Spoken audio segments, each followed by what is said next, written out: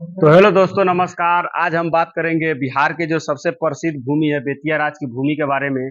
आखिर ये जो भूमि है ये इतना ऐतिहासिक क्यों और इतना दिलचस्प इसकी जो है स्टोरी क्यों है।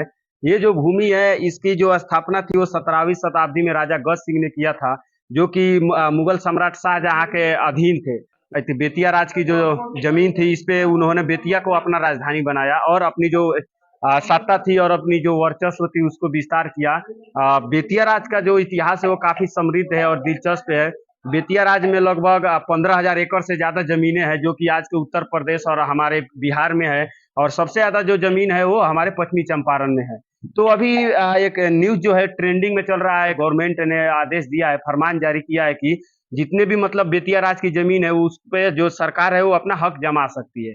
तो इसको लेकर जो जनता है, जनता के अंदर काफी निराशाजनक आपत्ति टिप्पणी छाई हुई है। लोग तरह तरह के बातें फैला रहे हैं कि आखिर ये जमीन किसका था, कौन था इसका मालिकाना, किस तरह ये जमीन जो है वो सरकार का हो गया और इसका ये जो जमीन है इसका रसीद क्यों नहीं कटता है, ये जमीन का दाखिल खारिज क्यों नहीं होता है। इसके बारे में चर्चा करेंगे दोस्तों। तो मेरा नाम है जावेद शेख और आप लोग देख रहे हैं रिपोर्टर जावेद। तो आप लोग का स्वागत है हमारे चैनल में। तो ये जो भूमि थी इसका जो मेन मालिक थे वो थे राजा गज सिंह। तो राजा गज सिंह ने अपने उत्तराधिकारियों को ये जमीन सौंप दिया था। उस समय मुगल काल चल रहा था। मुगल काल से लेकर ब्रिटिश काल तक ये मतलब बहुत ही अहम भूमि रही है। यह जो बिहार का जो पश्चिमी चंपारण जिला है बेतिया राज की, इसमें ये जमीन आती है। तो क्या हुआ कि उनका एक भी पुत्र नहीं हुआ, यानी जो उनके पुत्र के उत्तराधिकारी थे वो एक भी नहीं हुए, जिनके कारण ये जो जमीन था बेतिया राज की उन्होंने अपनी पत्नी के नाम पे ये कर दिया। लेकिन ब्रिटिश गवर्नमेंट के शासन काल में वो ब्रिटिश गवर्नमेंट जो थे उन्होंने उनकी पत्नी को सालाना 2 लाख रुपया का कर देकर ये जो बेतिया राज की जमीन है इसे उन्होंने निष्कासित कर दिया। ब्रिटिश ईस्ट इंडिया कंपनी जो कि प्लासी के युद्ध में सिराजुद्दौला को डिफीट कर कर इसकी नींव रखी गई थी। जो गुजरात है, गुजरात के सूरत में, तो उसी ईस्ट इंडिया कंपनी ने सबसे पहले यहाँ पे नील की खेती करी और यहाँ से जो टैक्स यानी लगान जो उसील कर वहाँ पे ये लोग ब्रिटिश इंडिया कंपनी को सप्लाई करते थे, यानी यहाँ से खजाना जो है वो ब्रिटेन जाता था। ये जो भूमि है बेतिया राज की भूमि, ये अपने ऐतिहासिक तथ्यों के लिए जानी जाती है।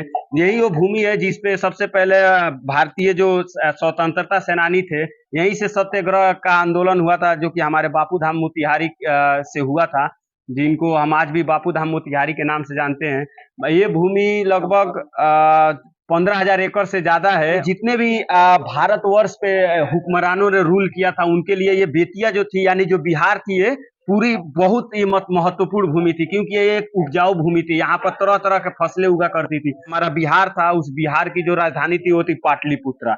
लेकिन जब मुगल सम्राट शाहजहां ने राजा गज सिंह को बिहार का जब गवर्नर नियुक्त किया तो उन्होंने अपनी शक्ति और वर्चस्व को बनाने के लिए बेतिया को अपना राजधानी बनाया। उसी वक्त से ये जो बेतिया राज है इसका नाम पड़ा बेतिया राज।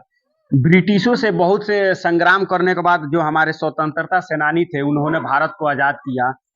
1950 ईस्वी में जो जमींदारी प्रथा थी इसको भारत सरकार ने समाप्त कर दिया और जितने भी जो जमीन थे उसको गरीबों में तकसीम कर दिया। लेकिन अभी एक फिलहाल में ये ट्रेंडिंग न्यूज चल रहा है कि जो बिहार सरकार है वो अपना बेतिया राज की जो जमीन है उसको वापस लेगी। इसके लिए उन्होंने फरमान भी जारी कर दिया है कि जितने भी बेतिया राज की जमीन है, लगभग 16,000 एकड़ के आसपास, जितने भी जो बेतिया राज की जमीन है उसको चिन्हित किया जाए और उसको चारों तरफ से बाउंड्री किया जाए। अब आगे क्या सरकार फैसला लेती है हम इसके बारे में चर्चा करेंगे। तब तक के लिए धन्यवाद।